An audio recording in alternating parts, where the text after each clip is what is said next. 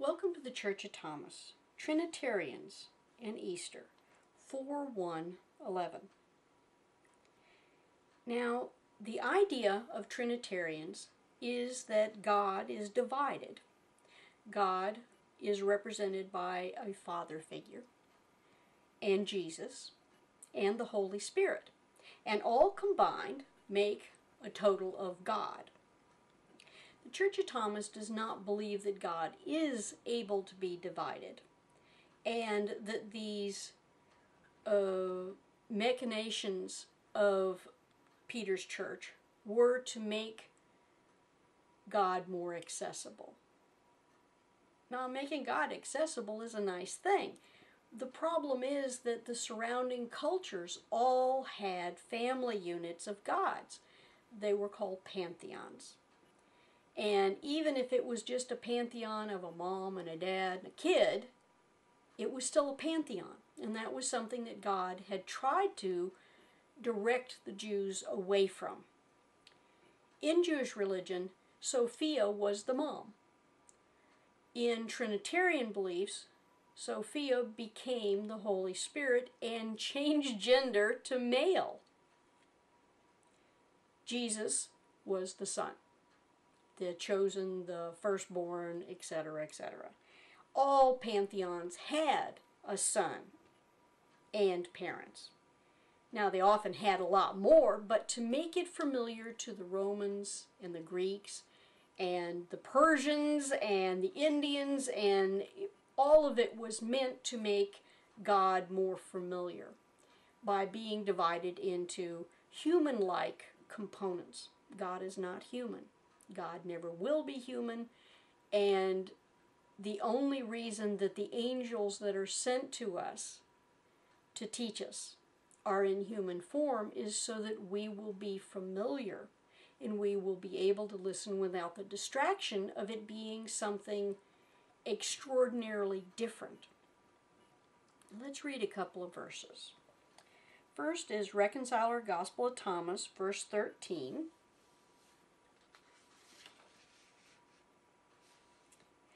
Jesus' student asked, "Who will lead us when you are gone?" And Jesus answered, "Ask the one for guidance, but my youngest brother, James, the just, can be of help because he is the salt of the earth." Jesus asked his students, who do I remind you of? Who do you think I am? And Peter said, "I see you as a righteous angel." And Matthew said, "You are a wise philosopher." And Thomas said, "You are my master," and more I am not able to say. Jesus acknowledged all of these appellations and more, but not as a master, but as a servant. Reconciler Gospel of Thomas, verse 30.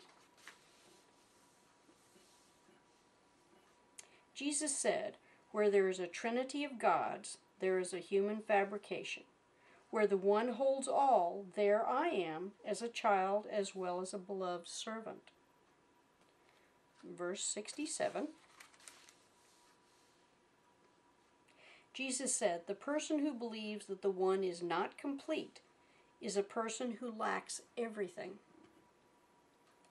Now, even though some of these verses were probably written after the Trinitarians tried to divide things as a response to them, I think that it holds a lot of credence because basically Jesus never thought of God as anything but a parent figure. And the Holy Spirit was his twin, not his mom. The only reason that Jesus had to come to earth, to this world, to teach us alone, was that that was the formula. In many of the other religions, this pantheon, the Son was sacrificed for the good of the community, of the religion, of the souls of the world. Jesus fulfilled this because this is what needed to happen for people to be able to recognize what the teachings meant. That they were coming as a messenger of God, teaching them. Now, there isn't a need to break God into portions if you can conceptualize the idea that there is a universal something that feels kindly towards us, that loves us unconditionally, that is a parent figure, but that we're the children, along with Jesus. When the Trinitarians allocated him to firstborn status, it meant that everyone else was not as good.